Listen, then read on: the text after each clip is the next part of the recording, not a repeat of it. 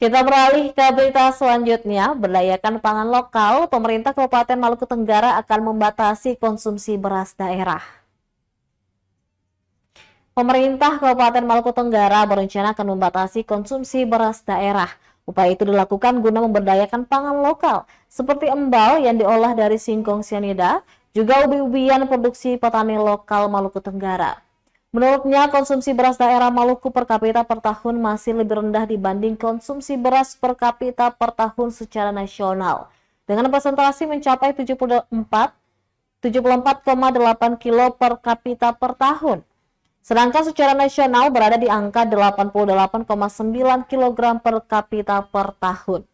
Ini merupakan tanggung jawab bersama baik pemerintah, perguruan tinggi, dunia usaha maupun segenap elemen masyarakat.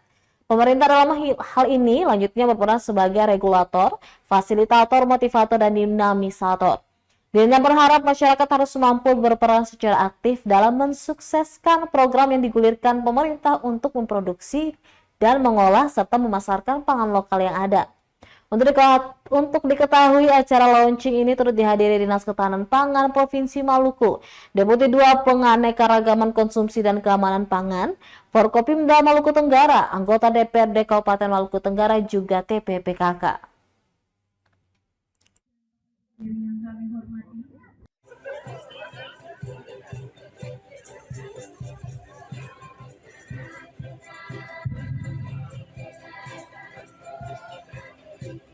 Download Tribun X sekarang, menghadirkan lokal menjadi Indonesia.